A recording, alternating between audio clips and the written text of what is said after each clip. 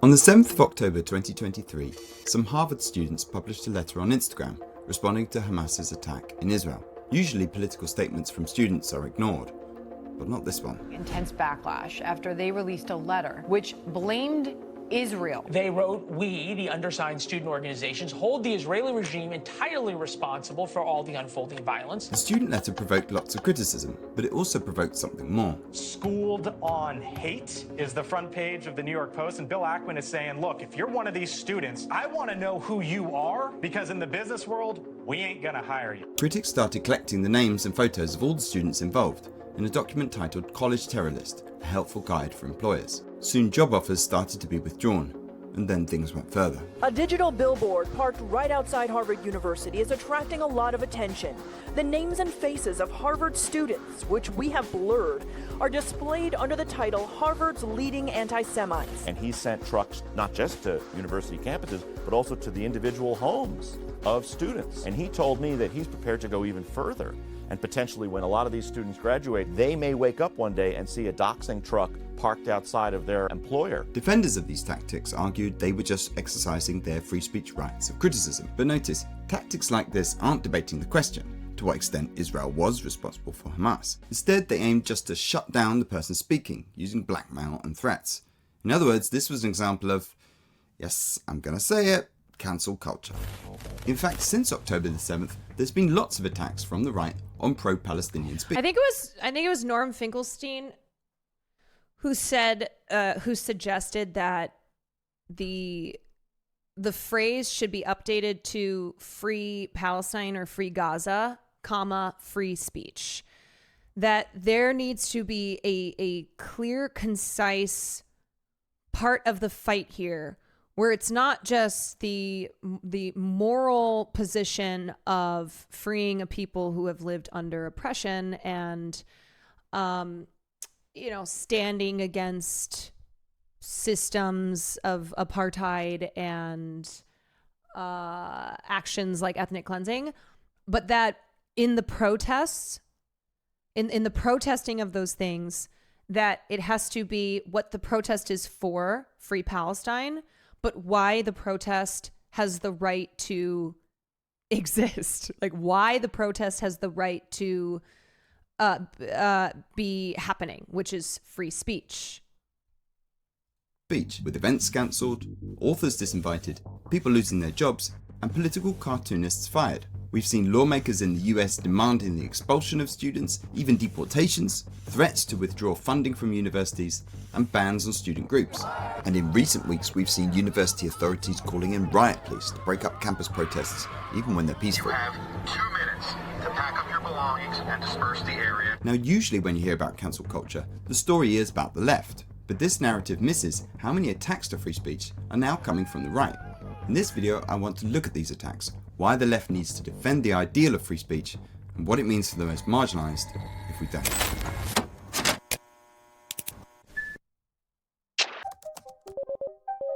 Let's start with higher education, which is often in the news for cancellation campaigns organized by left-wing students. However, analysis by FIRE, who defend freedom of speech from left and right-wing attacks, showed that around 40% of all recorded cancellations against academics have come from the right. There have been academics fired for criticizing COVID-19 policies, for demanding the removal of Confederate statues, and even harmless jokes. FIRE has also assembled a database of all deplatforming attempts at universities since 1998, and its numbers show 49% of these have originated from the right. Academics are also targeted by outside groups like Turning Point USA, that keep a McCarthy at Professor watch list, and campaign groups on social media. Libs of TikTok targets these influencers and it encourages followers to send them abusive messages and accuse these teachers of being groomers and accuse them of child abuse. High schools are another area where some conservatives have gone full into cancel culture. The Washington Post found at least 31 teachers in 2 years who had lost their jobs for political speech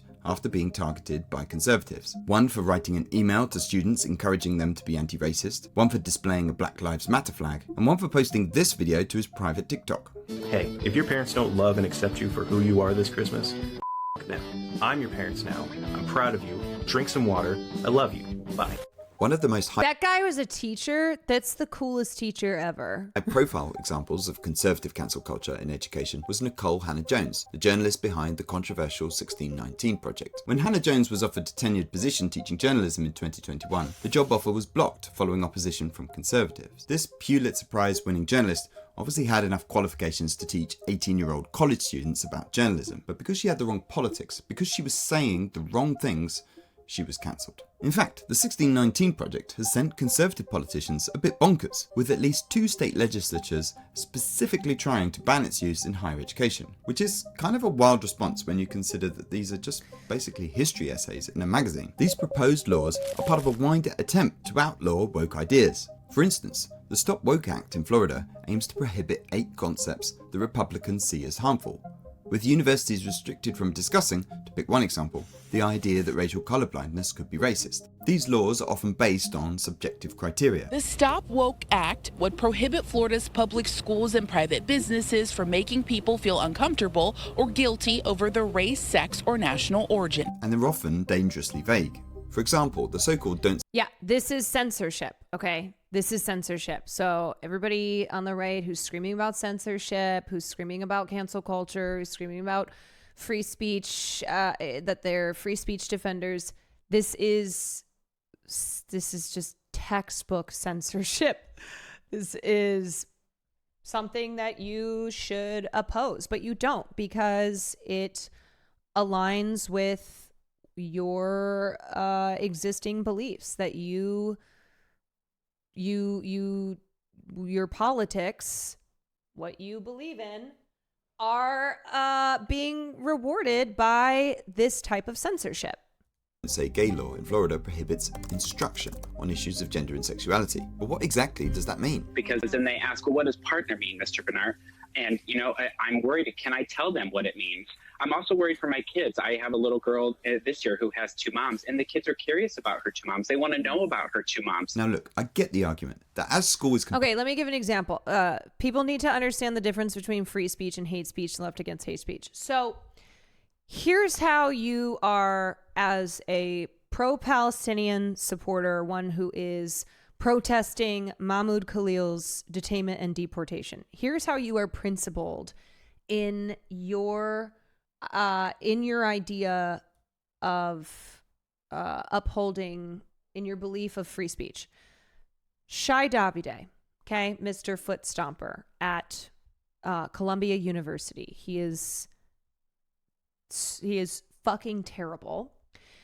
If a Democratic president, let me fix this hypothetical a little bit. If we had a president who was sympathetic to the Palestinian cause, a president who sought to use the powers of their administration to do what Donald Trump is doing to pro-Palestinian supporters, but to do that to pro-Israel supporters. As a principled leftist who believes in upholding upholding the ideals of free speech, you would oppose that. Now, Shai Davide, take him as an example. Do I think that he should face consequences for stalking and harassing students? Absolutely. But do I think then that a president could turn around and could deport him because he is also a green card holder? He is a green card holder who is very rabidly pro-Israel. But I would say no. I would be against an administration doing to Shai Davide, even though I fundamentally oppose what he says. I would be opposed to them deporting him. That's not the same thing as Shai Davide losing campus access because he is stalking and harassing students. Like, that is something that he should not just be allowed to do. But that is what is the problem here in talking about free speech versus actually being principled on defending free speech. Compulsory. What's taught there should be subject to democratic oversight. But often these laws target higher education. And as I said earlier, even the worst serial killer in the world, I do not think that you can arrest that person without their due process being given to them, without their rights being read to them. Like, that's just not something that's not something that you can do. In other words, you have adults in a classroom, there by choice, talking ideas with their professors, and the state is there saying what can and can't be discussed. That isn't something that the right used to support. Okay, what have we got next? More than 3,000 book bans in schools last year, 1,000 more than the year before. According to a report from the American Library Association, over 1,900 books were targeted for suppression in 2023. If someone is demonstrably harming our children, we are going to come together to fight to protect them. Banned books include The Kite Runner by Khaled Hosseini, The Handmaid's Tale by Margaret Atwood, Piers Atwood with a special edition printed on fire-retardant paper, and an illustrated version of Anne Frank's diaries. And we're not just talking about restricting what books are set in class or set for homework, we're talking about libraries, school libraries, but even public libraries. And it gets worse. So that's 2 Republican state senators in Missouri with flamethrowers in a video that went viral this week. But as one of the senators, Republican gubernatorial candidate Bill Eigel, told the Kansas City Star, quote, "In the video, I am taking a flamethrower to cardboard boxes." He then added, quote, "Let's be clear. You bring those woke pornographic books to Missouri schools to try to brainwash our kids, and I'll burn those too." Yes, we're talking about Nazi-style book burning. Yeah, I just think book burning is the lowest. If you burn books, you are the lowest form of an intellectual. Like, you have nothing. Your brain is worms. You are so stupid, especially with teachers burning books. It's so pathetic. It's just the lowest of the low. Truly. Me, a historian, seeing people burn books, a sign of lack of intelligence historically. And obviously I'm not saying that every fascist throughout history that burned books did so because they're like, duh, yeah, look at us burning these books. They're gonna end up on Fox News, brother.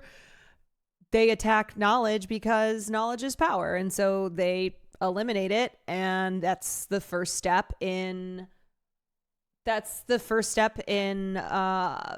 exercising their authoritarian goals. If books aren't for burning, why they burn so good? Then why they make them of paper? If you didn't want it to burn, then why'd you take it from the trees? Burning books implies you've read the book. Like, there's a lot of books I hate, okay? I can never imagine lighting those books on fire and making a video of it and be like, yeah, hell yeah. Especially because there are books that I despise, but sometimes you need to like read those books to have a better understanding of what you're up against, to know from the author's mouth what it is ideologically that they are spreading. Hot take, but I think we should burn Colleen Hoover's books. You know what? Exceptions can be made. Okay, so there we have a little tour of the American Exceptions can be made. Expression. And I think you can see them all as acts of cancelling, which I want to define as campaigns to suppress ideas or to get people fired, disinvited, deplatformed or otherwise punished for speech. That is any response that uses force rather than speech to win the argument. Now I should say here, a lot of free speech discussion focuses on the First Amendment of the US Constitution and the actions of the government. But actually in this video I want to take a step back and look at ideals. And the ideal I want to argue for is when the response to bad ideas, bad speech, is not cancelling using intimidation, threats, doxing truck, which are all fundamentally acts of force, coercion and power. But rather, the ideal I want is where the response to bad ideas or speech is criticism, argument, or some other kind of speech. It's what we might call the spirit of the First Amendment, a world where bad ideas are criticised and argued with, rather than countered with force. And more specifically, I want to argue that this ideal isn't just good in general, but it's good for progressives, socialists, and everyone on the left of politics. Now, generally, cancel culture has been a conservative issue. Up yours, woke moralists. And I'll be honest, for a long time, the complaints I heard from these conservatives bored me. I could see the professors targeted, the speakers disinvited and deplatformed, the people kicked off social media platforms. But there were a whole bunch of counter-arguments going through my head, often made by people like... I'm sorry, but a middle-aged man... Actually, how old is he? How would we classify him? He's 62. That's above middle-aged. That's almost... I think we can just call him old. Saying up yours, which honestly, the only time I've ever heard that is in some like 90s... I don't know, some 90s movie with kids who are fighting it out on the baseball diamond, where it's like they're going head to head. The kids in the neighborhood taking on the bullies. Hey, up yours! Or Bart Simpson. Yeah, that's a real Bart Simpson thing to say. I admire. Up and yours! I think it's worth going through them. First was the point, are these people really cancelled? You read a lot of articles in papers by people complaining about cancel culture, and you think, in what world are you cancelled? I'm reading your article in a newspaper, or you're doing interviews about how terrible it is to be cancelled. This makes sense, right? Often the so-called cancelled people seem to just carry on their careers. This title from Cody Johnson kind of sums up this argument. Cancel culture isn't a thing, you snowflakes. Next was an argument about hypocrisy. Cancel culture only seems to exist when people from certain demographics or people associated with one particular end of the political spectrum express outrage and go after those with institutional and social power. In other words, those complaining about free speech always ignore attacks from the right, even when those attacks have the backing of the state. Actually, next time I talk to Cutie, I'm gonna throw in an up yours and see if she responds. Another argument is that these are really just Throws her off, complaints maybe. about criticism. That a lot of the time, cancel culture is just, it's people being mad at your shitty opinion. The whole cancel culture hypothesis was an opportunistic attempt by media figures who would prefer to operate in a scenario in which their communication with the general public was entirely one way to delegitimize any criticism of their words or actions. In other words, this is a story about a media dominated by the right who just can't handle marginalised people speaking back for once. Added to all this is a skepticism that even debating these ideas is worthwhile. And I know you believe in something called the free... Also, historically, every time our government or institutions have engaged in real censorship and real violations of free speech, it's always been to people on the left. It's always been via labor strikes, student protest movements, etc., etc. So it's funny that this has, not funny, but this has become such a rallying cry for the right, behaving as if their their beliefs, as if their political agenda has been just historically targeted, that they are the victims of this stuff, that they have been silenced, when it's like, what? No. That's not even true. That's never been the case. Yeah, but it's been very effective. It's been a really smart thing that the right-wing media ecosystem has glommed onto, and that right-wing politicians and their and their base have made theirs. They're like, we are the ones who, we are the victims of censorship and of cancel culture and of having our free speech violated. It's like every time progress has been fought for in this country, do you think progress is being fought by the side of the traditionalists of the side that's like, we gotta uphold the status quo, okay? We can't be having any of this woke shit, any of this political correctness, right? Because it's the same thing. It's just called by different names. In the 90s, PC, political correctness, was the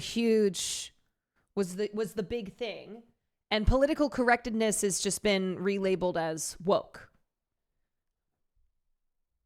But political correctness was something that the right realized they could latch onto, that they could make their thing that they were fighting against. And they're very good at creating moral panics. It's one thing that they're really great at. Marketplace of ideas. You believe that the best ideas will come out on top so long as their proponents are given a fair chance to argue for them. That must be a very comforting belief, but I regret to say I don't share the optimism. What's more, there's something distasteful about wanting to sit around and discuss things when in the real world people are suffering. Because it can lead you to this kind of toxic centrism that asks, why are marginalized people so unwilling to have calm, philosophical debates about whether they should have rights? Are they afraid of dangerous ideas? This takes us to the next argument, that, if we're brutally honest, illiberal, forceful methods are necessary to achieve change. I mean, it's a nice thought that we can just politely persuade everyone to give us rights, but the reality is, that's not how this works. We just have to ask nicely. Like, how do these debate me centrists think that slavery ended in the United States? Well, between 1861 and 1865, there was a little event called the American Civil Debate.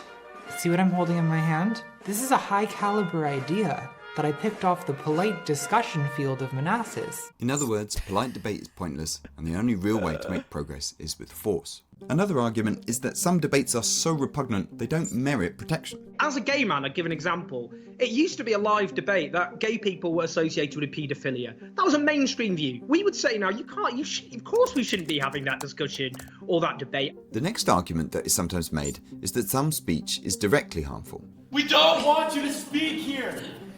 Your words are violent. As the argument is sometimes put, words can cause stress, and stress can cause physical harm, and thus words can be a form of violence. The final criticism of free speech I want to talk about can be seen in this video Vice made about the Brett Weinstein controversy. Would you like to hear the answer or not? No! Are you gonna take it? The professor had objected to an anti-racist day of absence, but when student protests against him went viral, the students started getting threats. We received a threat saying that people will come here and execute every single person they see on campus at that point. Yeah.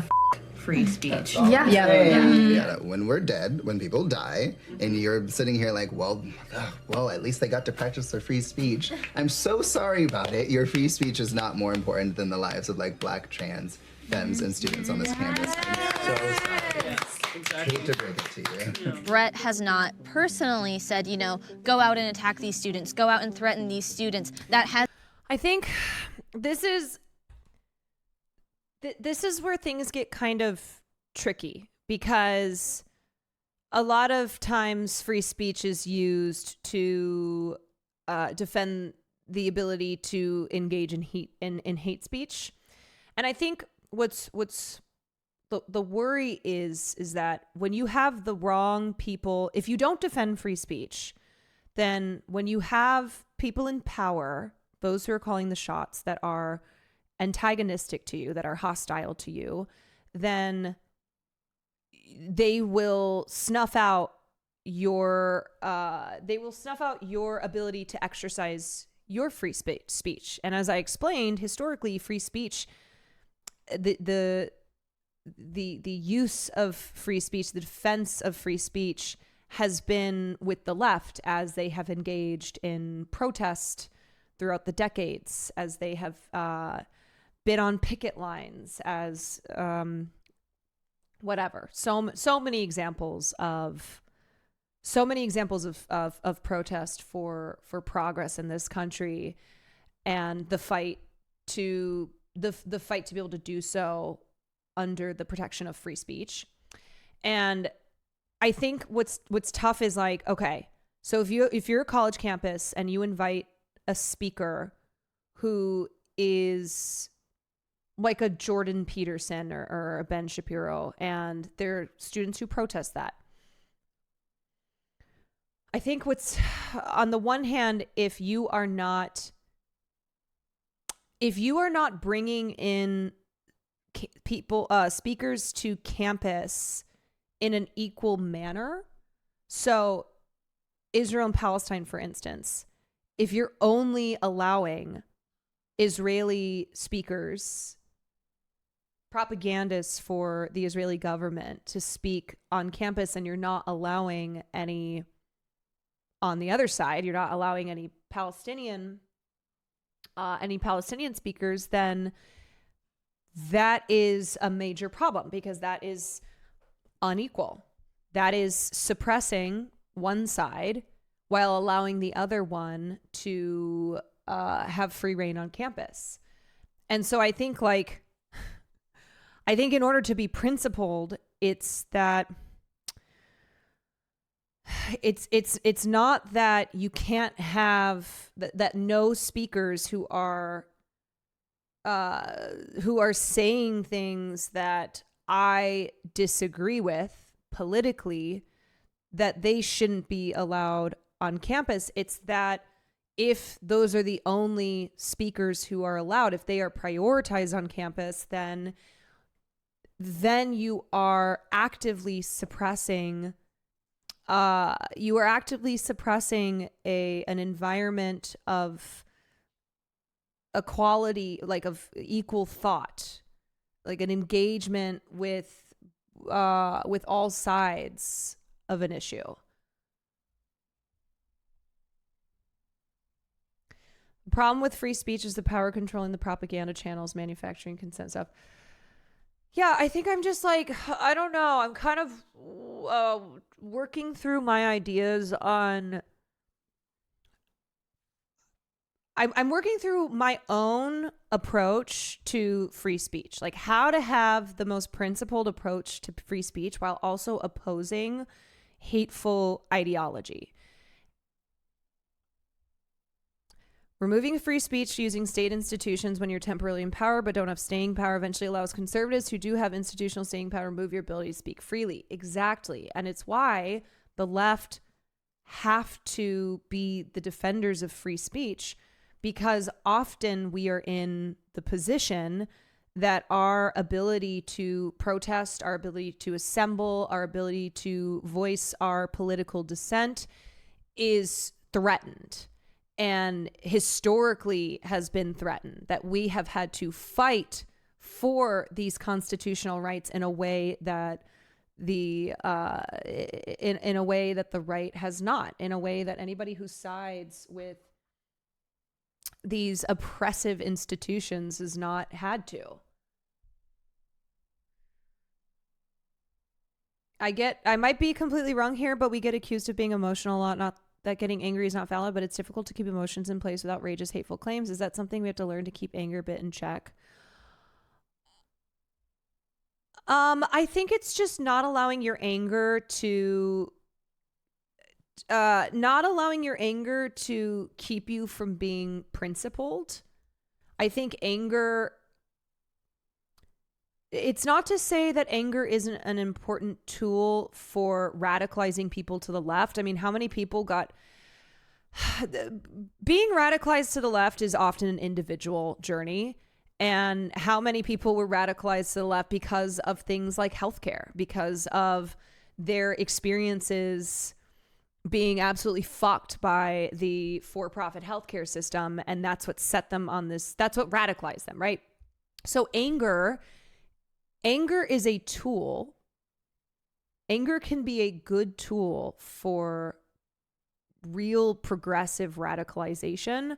But I think if anger becomes overwhelming, then it can be a distraction from it can be a distraction. It can keep us from organizing effectively. I think it was Malcolm X who said, we're not outnumbered, we're just out-organized. And that's what it is this belief, is this feeling often that there's so few of us. There's so few of us who believe these progressive leftist ideas, and what can we do? And we're so angry, but where do we direct that anger? And it's a reminder of that we're not outnumbered, we're just out-organized.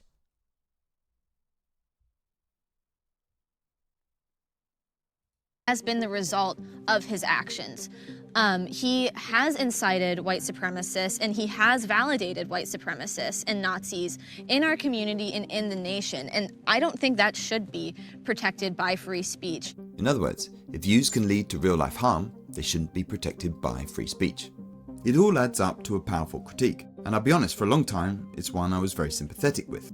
But seeing what's happening with the right's attacks on free speech, and considering this all a bit more deeply, I want to reply to these ideas and also set out the positive case for why the left should support this ideal of free speech.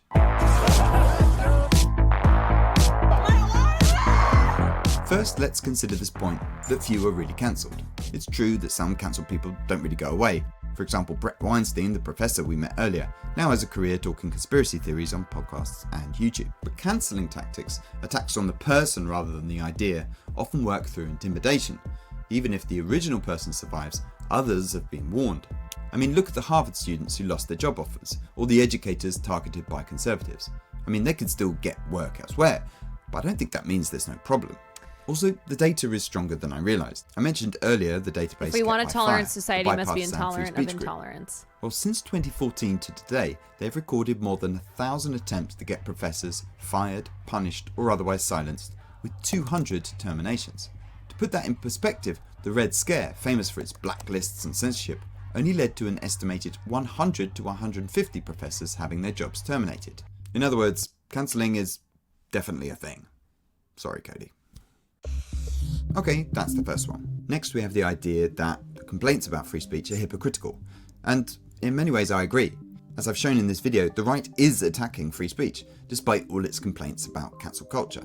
And it's also true that people claim cancel culture for all sorts of things, including accusations of sexual assault that have nothing. Yeah, and there's this idea, the intolerant left, a mocking of the tolerant left, which is so silly, because that then is basically saying that the right is so tolerant, which they are absolutely not. But people on the right will say mockingly, oh, I thought the left was so tolerant. While what they are doing is they are conflating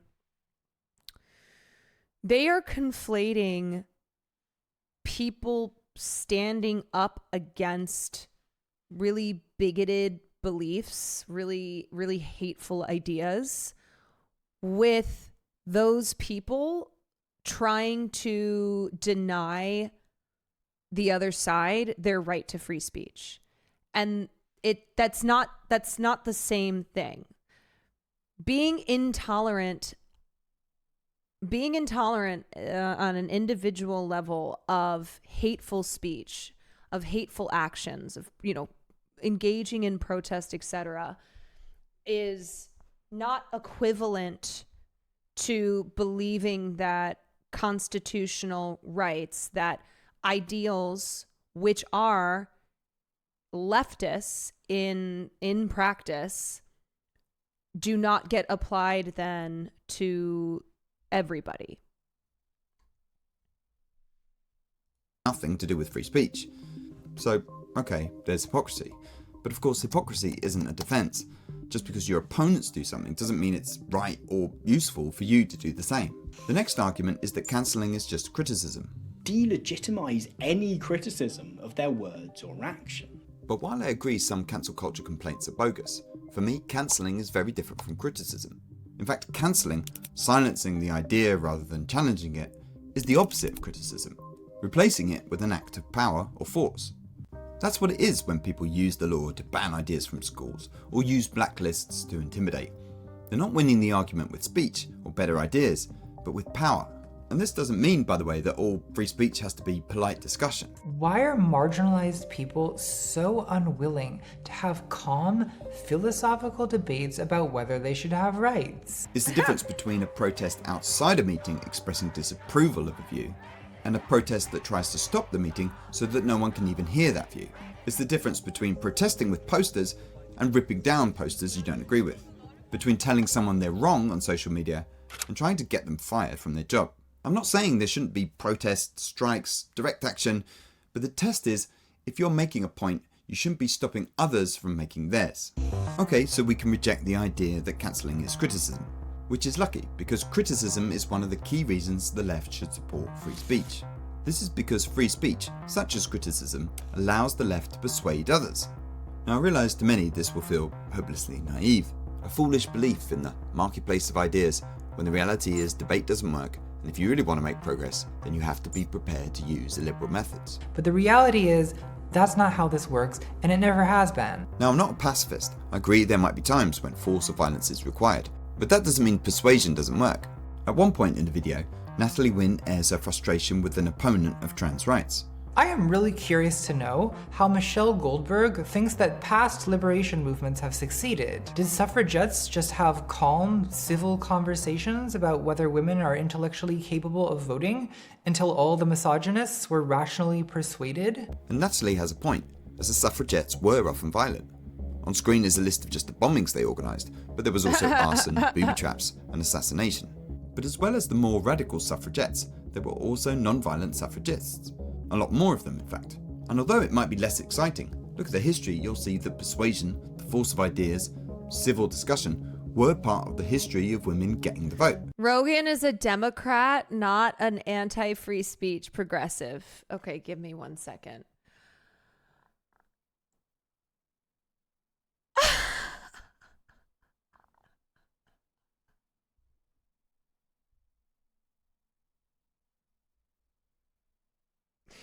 First of all, golfer dude, is that your name? Golfer dude. Okay, a dude who golfs. Oh, I bet you have a lot of fun logs. Rogan himself is very specific in saying that he is an independent thinker, that he is a free thinker. So Rogan would push back on you're calling him a Democrat. That's just Joe Rogan himself, okay? Second of all, have you been paying attention at all to anything Joe Rogan has been saying or doing, particularly the last year, I would say? I mean, really since COVID, but the last year he's really cranked it up a notch. He said he's a registered Democrat. No, he's not. That has changed.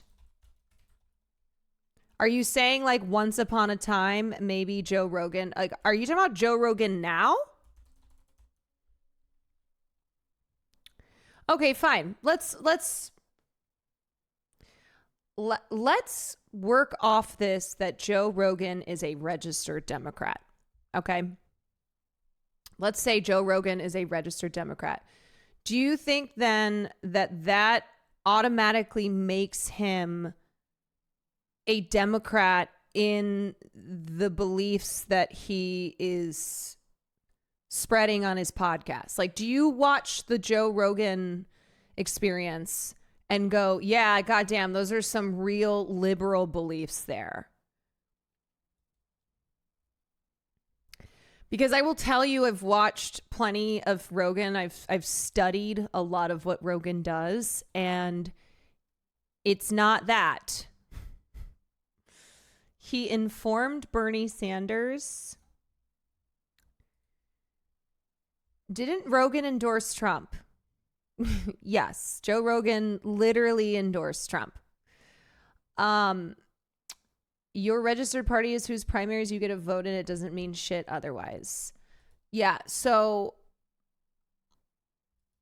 I was still registered as a Democrat even when I no longer identified as a Democrat. Happens all the time. And sometimes people will fuck around with their political registration because they're trying to get sneaky with it. I'm still a registered Dem for the primaries. Right. I think a lot of people in here are probably registered Democrats, and they hate the Democratic Party. I didn't say I support Rogan, just how we speak about others on our side. What are you... This isn't about you saying whether you support Rogan or not. This is you saying Rogan is a Democrat, not an anti-free speech progressive. I never said Joe Rogan is an anti-free speech progressive at all. But you said Rogan is a Democrat, not an anti-free speech progressive. Okay, anyway. Thank you for the laugh. And that's not unusual.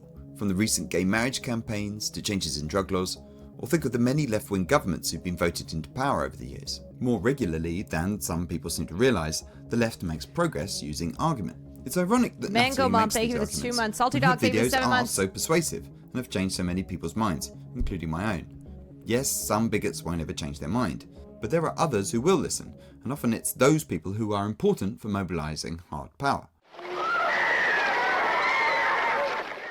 For example, the anti-slavery and civil rights movements needed free speech, Yes. not necessarily to change the minds of Southern hardliners, Wonder Gal, but thank you to for the 19 strengthen the months. resolve of the North, which had the hard power to force change. This is why anti-racist campaigners have historically supported free speech. Frederick Douglass calling it the dread of tyrants, and Ida B. Wells, the anti-lynching activist, calling her newspaper the Memphis Free Speech. It's why civil rights icon John Lewis said, "Without freedom of speech, Yes. the civil rights movement would have been a bird without wings." And Yes, civil rights leaders, abolitionists, etc., they always understood that threats to free speech would harm them.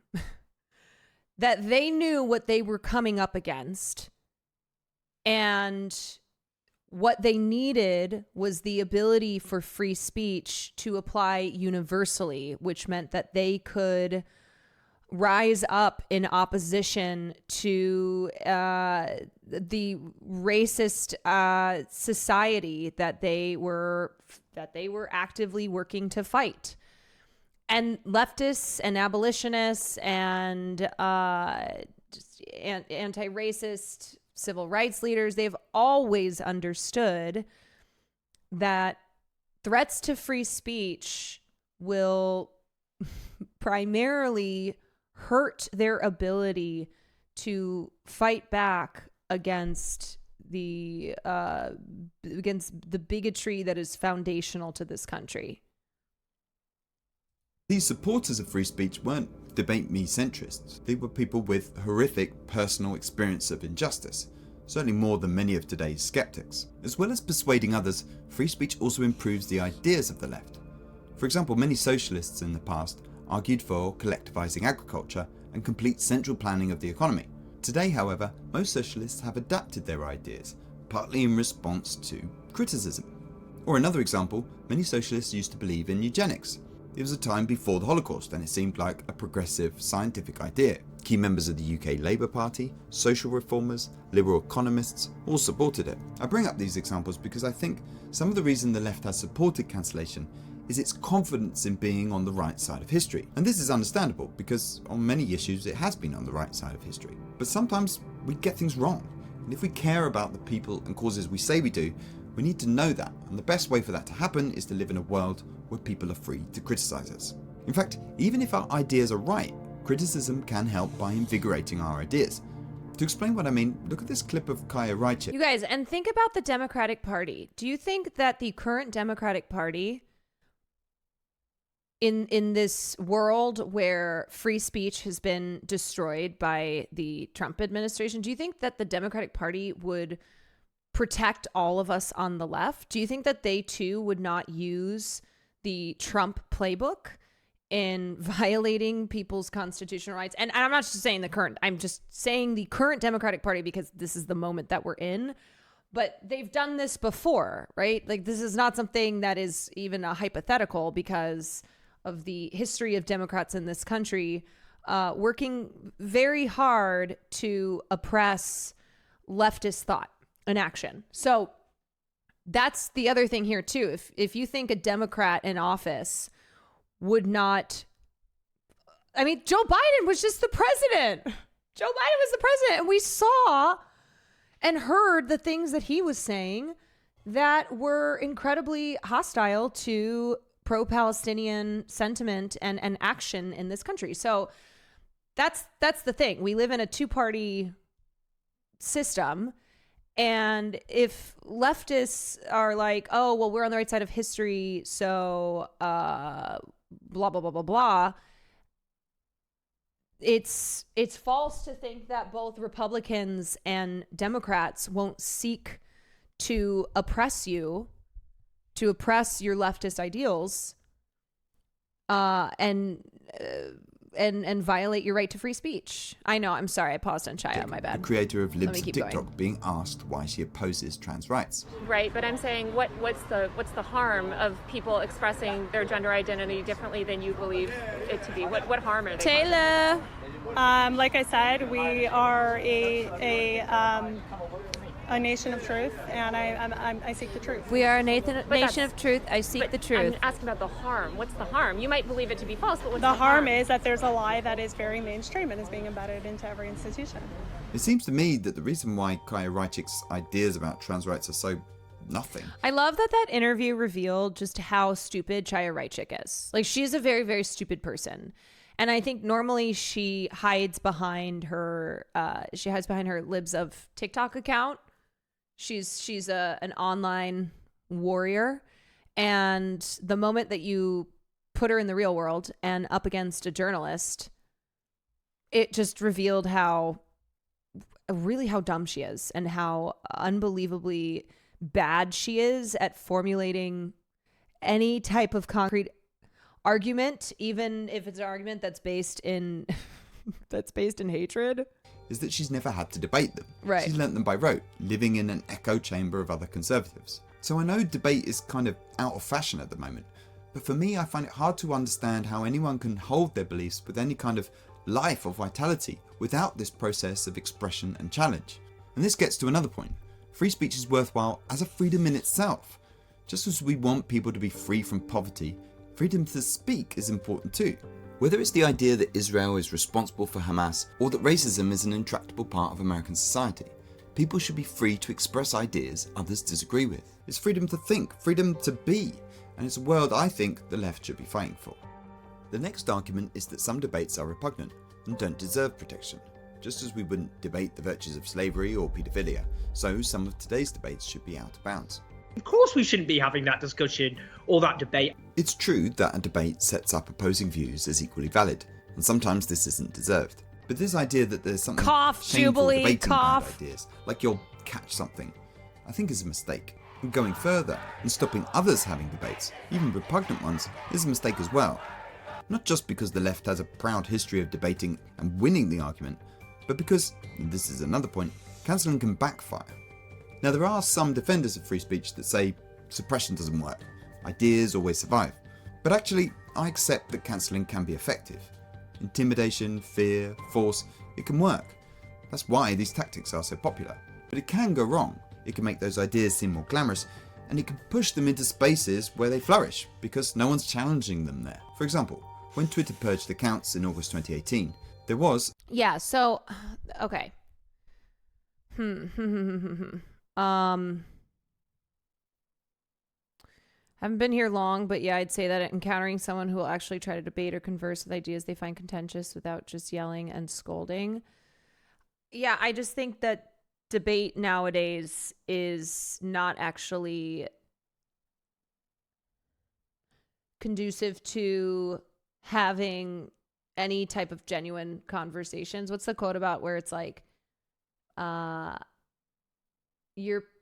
we can disagree on politics unless your politics are rooted in actively oppressing my humanity, or like if your politics are rooted in in saying that I cannot have rights, that I should not have rights.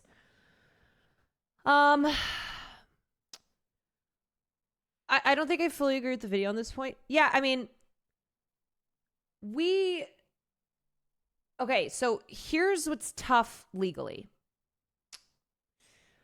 What's tough legally is to prove except in pretty rare instances, that someone with a platform using that platform in a hateful way causes direct violence. So that's where things get tricky with free speech, and then free speech turning into dangerous violent action. So I mean, from a legal standpoint, it's why a lot of people online, a lot of people with big social media platforms aren't found responsible for the individuals who are inspired by the words that they say and then directly act upon them.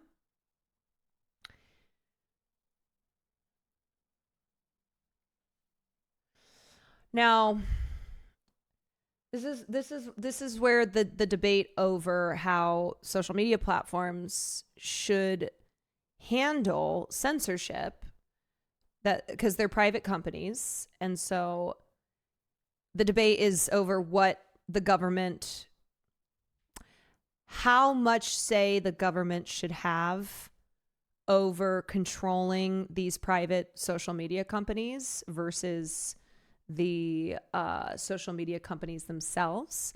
And a lot of socialists believe in socializing these social media companies, socialized media companies, where rather than these massive communication platforms being in the hands of individual billionaires who cannot be trusted to be in control of censoring these platforms, but also if you have the government then with more power and control to censor private companies, how that can also backfire. That could be a bad thing.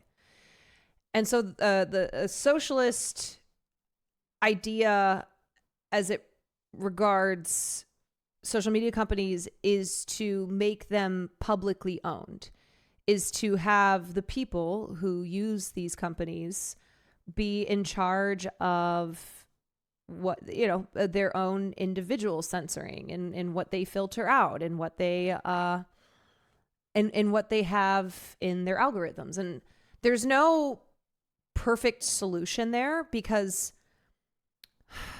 obviously a lot of abuse is rampant on social media companies, and you have pedophiles and sex traffickers, etc. And that gets tricky with like how would that be properly handled. But I do think that ultimately, I mean, just in general, the people the people having the power and being trusted ultimately to form their opinions and their beliefs, not via an individual in charge of censoring whether it's on the left or the right, censoring what they see.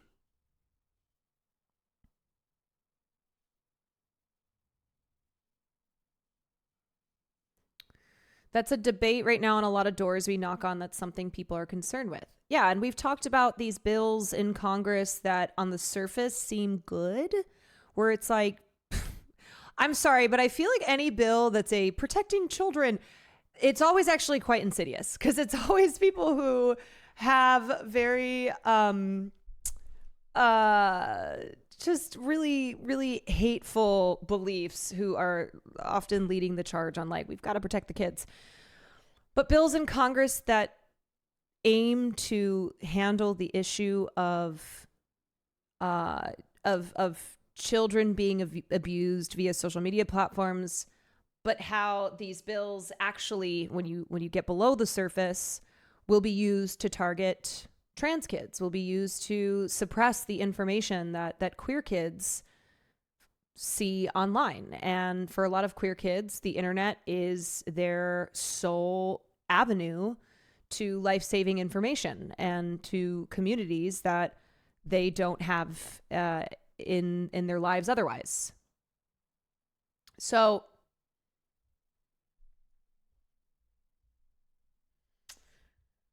children are conveniently voiceless victims that can't disagree with the dickheads claiming to speak for them. Yeah, and I think, I don't know, looking at kind of the closest utopic type of overhaul for how we for how free speech is framed, like what the framework for speech looks like, I think it creates space for views that are heterodox in nature, but also protects against concrete harms. Because I don't think that harm that comes from harmful views is something that should be protected, obviously. Did you see Texas doing that furry bill? No. Are they trying to outlaw furries? Are they going to war against the furry community?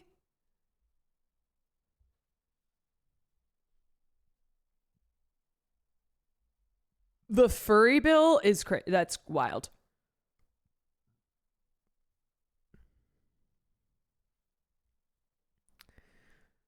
It's against it's the whole, oh yeah, well if we teach kids pronouns and shit, then they're all just going to be, you know, pretending to be cats and peeing in litter boxes. And you're like, that is not real. You are making up a thing. Yeah, it's the anti-litter box bill and cat ears and tails. You are making up a thing that is not a real thing. And you have weaponized a lot of anger, fear, into anger, and are now writing up bills when we have actual real serious problems. Remember Joe Rogan, the Democrat? Yeah, Joe Rogan, the Democrat, told us that schools have litter boxes for the furries. Mm-hmm. Yeah, actually, when I was a substitute teacher and I worked in elementary schools, I would make sure that I would bring a litter box to every classroom that I went into. And I encouraged the children to behave as cats and to go to the bathroom in the litter box. If they asked me, Miss Kwan, can I go to the bathroom? I said, yes, but you know where to go. I remember anti-furry sentiment on the internet was vicious back in the 2000s because people look at it and they're like, this is weird. And so therefore everyone who's involved in it is a pedophile, right? Is like a child abuser.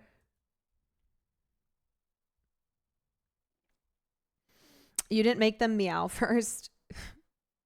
Oh, I did. According to this study, a surge of users The Gap, a right-wing Twitter. You are incorrect. We just don't want it in schools. I should be able to control what my daughter is exposed to in school. I ran for office on that issue. No, I'm not actually incorrect.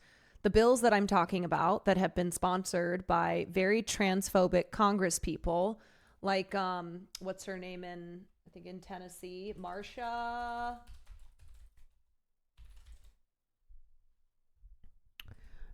Blackburn. Yeah.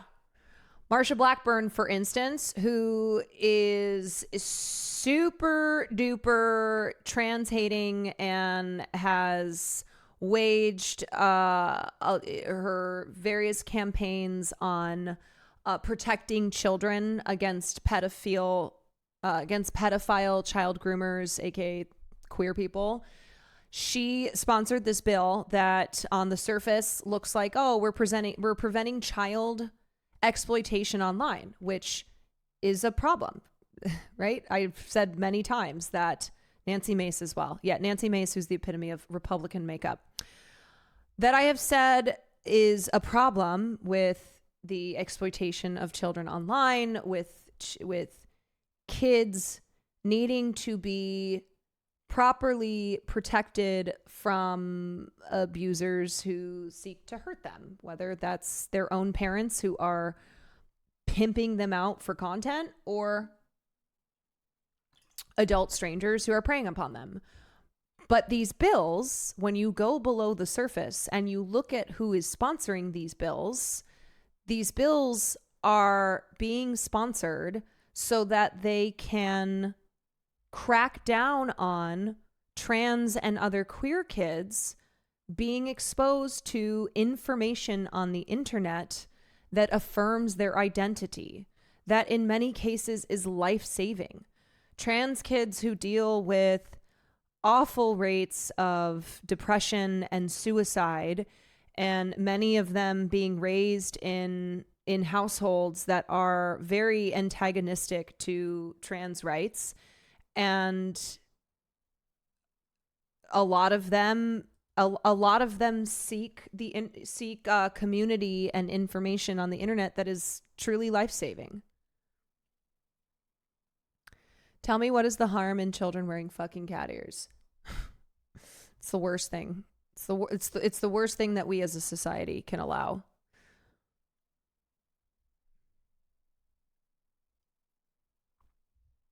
Alternative. In fact, it Zio, happened each thank you time for Twitter 26 months. deplatformed Wonder Gal, thank you for the extremists. 19. But once on these alternative platforms, the users are exposed to even less view diversity than before. Their ideas go unchallenged, and the rest of us might not even realise what's going on until it's too late. Bowers, the accused gunman at Tree of Life Synagogue, posted just minutes before the attack, quote, "I'm going in." Next, we have the idea that some speech, because of the harmful stress it causes, is a form of violence and thus shouldn't be protected. Your words are violent! I guess I can see where this argument is coming from, though at least with verbal abuse you can... Yeah, I literally covered this bill on stream, Mr. I ran for office, so therefore you are more morally and intellectually superior to me. I also worked in politics. I didn't run for office, but I got people elected. And this like what I'm talking about here is how these types of bills are being sponsored, are attempting to be passed through Congress so that they can censor transgender content online. But they call them things like Kids Online Safety Act because it's like, oh, who doesn't want to protect kids, right? Oh, online safety, sure. And I think everyone can agree that the internet can be a very dangerous place, not just kids, but for a lot of people. And that's why this is more complicated than you might think it is, because Kids Online Safety Act is like, oh yeah, that sounds good. Let's protect the kids. But the lawmakers who are really pushing these types of bills are doing so with the purpose of censoring specifically transgender content online.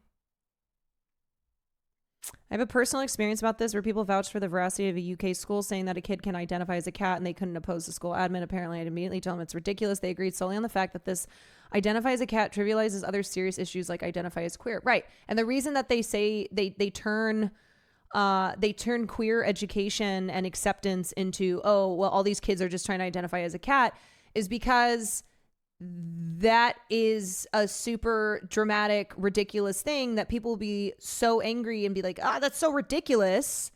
What the hell? I don't want my kids being encouraged to be cats and peeing in litter boxes. What are we doing here? What's going on at these schools? When the reality is that it's a classroom where it's like, no matter who you are loved, that you are valid, that they encourage and accept you to be, their students to be who they are.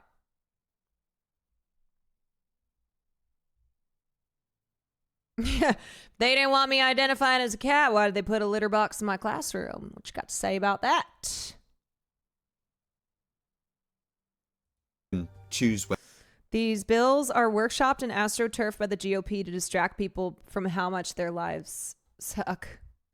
Yeah, I mean, they keep the focus on like, oh, we've got to protect the kids because groomers are trying to turn them into cats.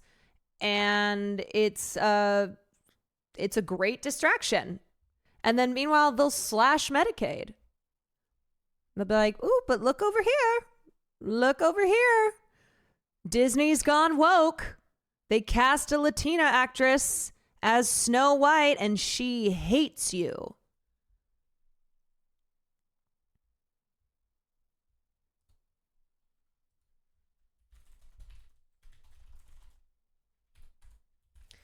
It's like how aid bills always hide funding for Israel. Yeah, and it'll be a bill that's like, it'll be like protecting democracy. A teacher in Utah, I think, yes, a teacher in Utah had to take down signs saying everyone was welcome in their classroom because the school's admin said some students might not think other kids would be welcome. Insane. Ridiculous. Absolutely ridiculous. Isn't it the case that wasn't the reason classrooms had cat litter in the room was to help absorb potential blood loss during school shootings? That's so dark. I don't know.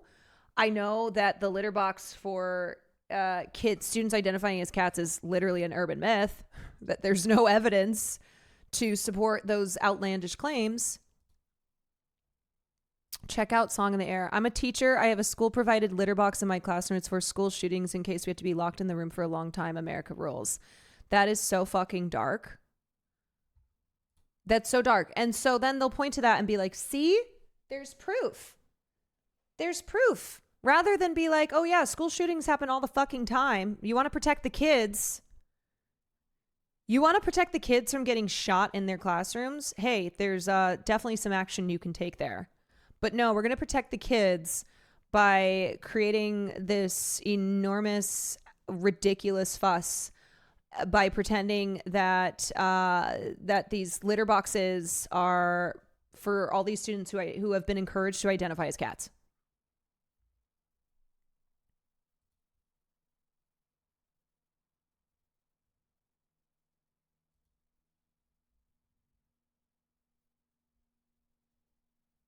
I was wrong about blood loss. It's still related to school shootings. Yeah.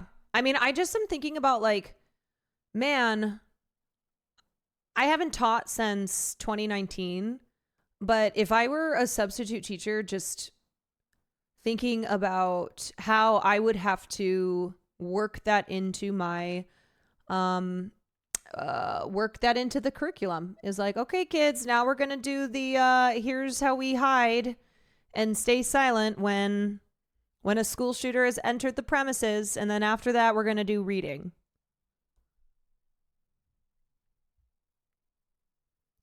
Hogan, thank you for the gifted to protect the kids. Yeah, there are absolutely ways to protect our children that are not being done. Whether it affects you, at least in theory, in a way that's not true of, say, a punch. And it does worry me if these arguments about more abstract forms of violence end up justifying real violence. But okay, let's pause this one and move on to the idea that some speech leads to harm and thus shouldn't be protected. He has incited white supremacists and he has validated white supremacists and Nazis in our community and in the nation. And I don't think that should be protected by free speech. So here the argument is that while someone, Brett Weinstein in this example, might have said or done something quite small, their actions support something bigger. You will not replace us. A visual representation of this idea is the pyramid of hate from the Anti-Defamation League, where biased attitudes can lead to acts of bias, such as... Man, it's so crazy now how just totally invalid the ADL is. This organization that is a supposed civil rights nonprofit, and how they have been so instrumental in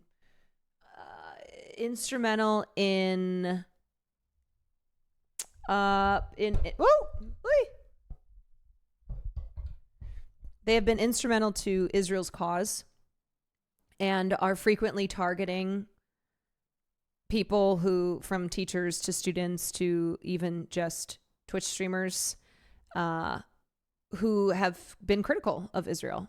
Like they really are the Apartheid Defense League now. Yeah. Non-inclusive language and insensitive remarks, belittling jokes, ridicule that support discrimination, violence, and ultimately defending Elon Musk when he did the salute. Now personally, this all feels like it's stretching it a bit. But let's, for the sake of argument, accept these arguments about harm. The real danger comes when our opponents use these same arguments on us. I mean, many conservatives clearly see left-wing ideas as harmful. Demonstrably harming our children, we are going to come together to fight to protect them.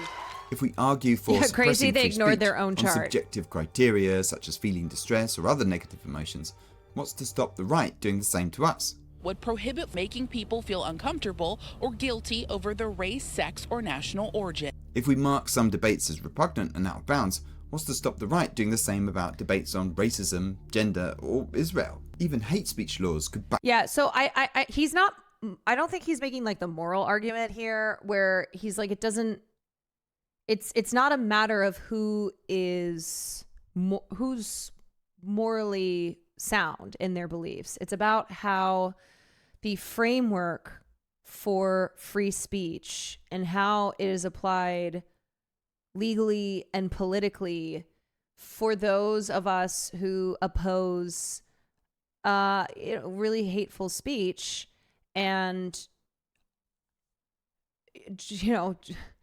I get it, because I also am a person who's talked about how harmful the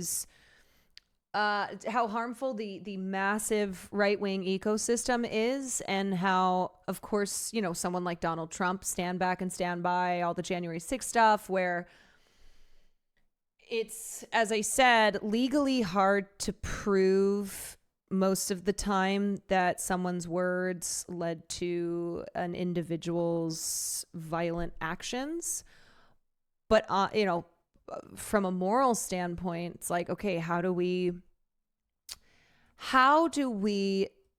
defend and protect free speech which historically leftists have had to fight for in order to achieve progress in this country, in order to achieve civil rights in this country, and then also mitigate harms from speech that we disagree with.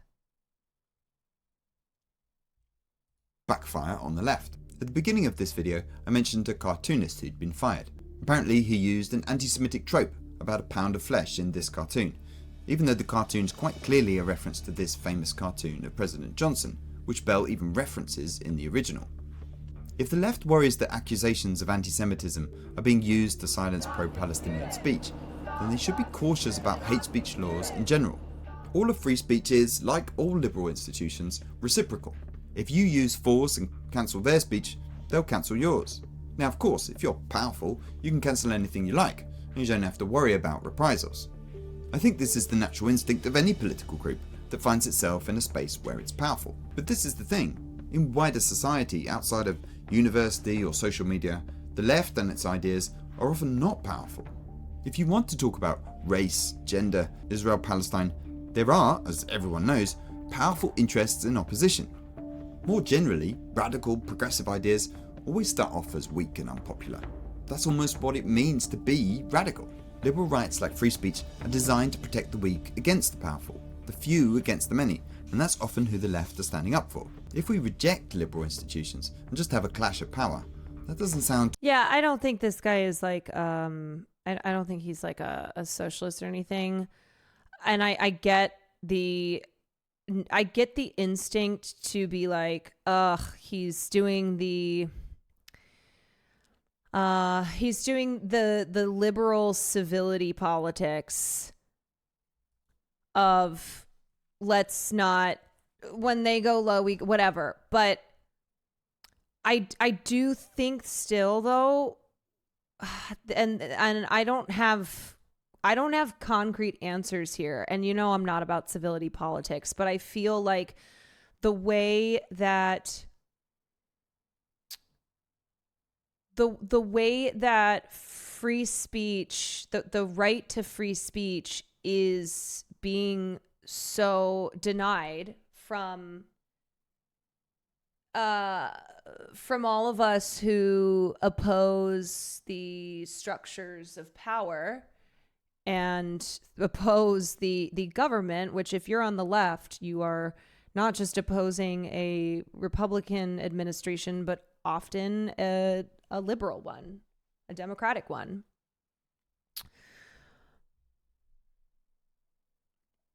Progressives aren't trying to introduce laws to ban hate speech. No, I don't think, no. I think okay, so I'm watching this to hear the arguments for defending free speech. And I do think that this is a difficult thing to kind of come up with the answer for, the framework for, of how do we defend free speech on principle, but also mitigate the serious harms that have come from a lot of people on the right, especially as, I mean, look at this chart, man. Look at this. This is a study that was done by Media Matters, looking at the just total asymmetry in, I think these were YouTube, TikTok, Instagram. They totaled up the followers of the biggest right-leaning and then left-leaning channels, and it's all red. Like, this is just so much red. So anyway, we've talked a lot about the just right-wing dominance on social media and in political commentary spaces.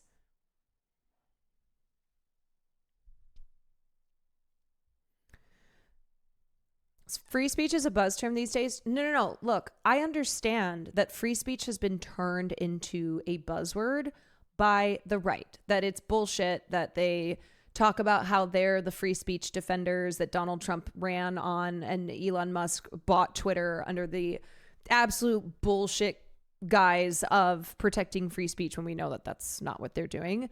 But I think it's more so looking at how should the left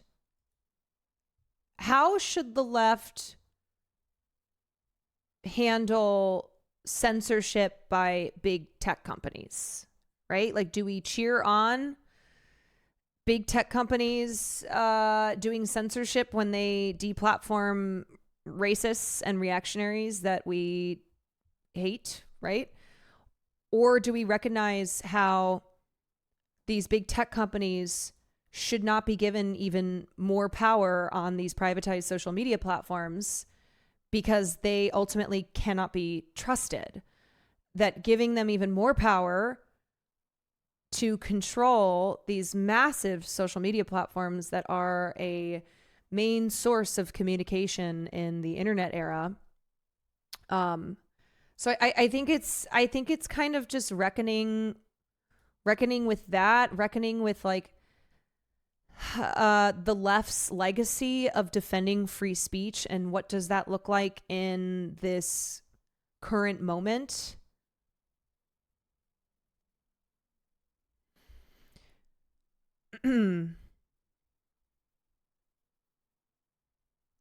No, Elon made Twitter into a hate app to get Trump. I know, Elon Musk sucks. Okay, Elon Musk loves letting Nazis run rampant on social media. But it's like, okay, when it's not that like I'm necessarily you guys know I'm not on the opposite side of y'all. I think what I'm trying to address is, how do we create, what is the best framework for speech that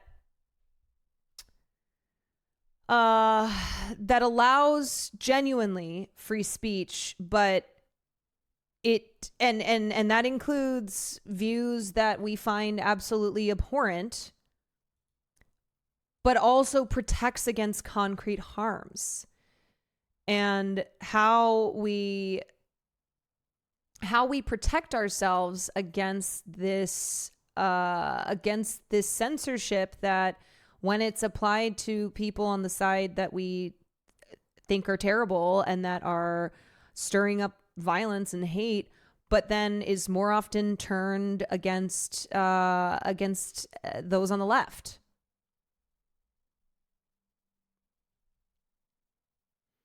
The problem is if you give these companies the power to police speech, they'll censor the left since we're anti-corporate. Totally.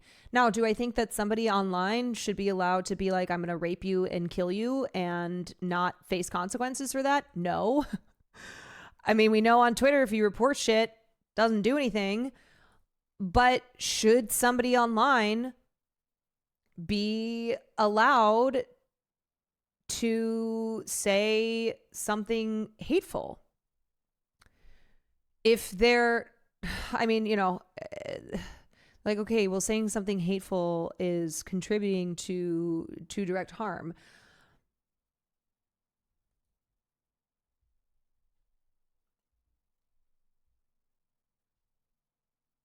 And the issue is we're talking about free speech as it is, free speech as it applies to the Constitution and how the government censors and violates our constitutional rights, and then free speech on these privatized social media platforms where the debate has been, okay, the government exercising more power over these private tech companies, or these tech companies being in charge of censoring their own platforms.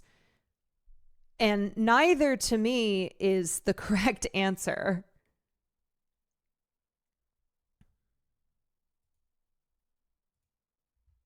Too good for those the left is meant to represent. And it's because of who free speech helps that reactionaries and authoritarians across the world restrict it. And it's why people fight for it. We will revoke the student visas of radical anti-American and anti-Semitic foreigners at our colleges and universities, and we will send them straight back home. They go back home. Enjoy your life. In the past few years, many conservatives have raised concerns about free speech and cancel culture. And I'll admit it, they had a point. A lot on the left got this wrong. But to those on the right who've made these arguments, I'd remind them to stick to the principles they claim to support. And to others... Yeah, see, I think when he says, like, okay, they were accused of cancel culture and blah, blah, blah, blah, blah, and to, what do you say is like... And I'll admit it, they had a point. A lot on the left got this wrong. But to those on the right who've made these arguments, I'd remind them to stick to the principles they claim to support. And to others on the left, now is the time for us to be unequivocal in our support for free speech. I think, obviously, when he's saying left, I think it's kind of the general definition of left versus right, where right is MAGA, right is very reactionary, et cetera, and then left is liberal and onward. Like, I think, yeah, basically, if you are not a crazy right winger, there are a lot of like the way that often in media, in journalism, in just public conversation, the left and the right is defined like that because of our two-party system, because of Republicans versus Democrats, left and right. Yeah, if you're not a hog, then you're to the left type of thing. So I don't know if when he's saying, like, there was a point to how, like, cancel culture, et cetera, I mean, what I would say is earlier in the video, he did seem to argue that the definition of cancel culture per the right was in so many of these cases just not correct at all. And it's like, oh, you criticize someone and they call it cancel culture, or like somebody still has a career, maybe a private company decided to part with them and they're like, that's cancel culture. And it kind of feeds into like the bullshit definition of cancel culture as it has been dictated by the right.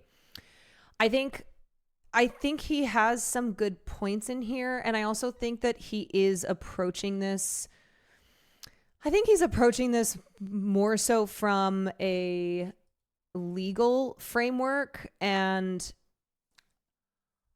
like I'm having this conversation because I'm like, I am on the left, okay? I am real left. Real left, not brat left, okay? Real left. And I'm trying to figure out, not figure out. I'm not in charge of anything. But like have this discussion where it is about what I've said, which is that I need to know how, as leftists, we are approaching this issue of free speech and censorship, because it does seem to be it doesn't seem to be a coherent kind of socialized version of what does free speech look like in this world? How do we protect ourselves from not being able to speak freely, not being able to assemble because we are opposed to our government's actions? But then if we oppose when people on the right are saying things that fall under constitutionally protected speech, even though we are aware of the harm that all of this hateful rhetoric causes, it's like picking and choosing type of thing, which gets dangerous and always hurts those on the left. Joel, thank you for the gifted sub. I don't know. My brain is kind of mushy right now. And I know that there are limits to free speech, obviously. And I am not somebody who wants to see Nazis spewing shit all over Twitter, but I also don't want the government or the individual tech bros who own these platforms to be in charge of censorship, because the people in power are extremely hostile to leftist beliefs. They always have been.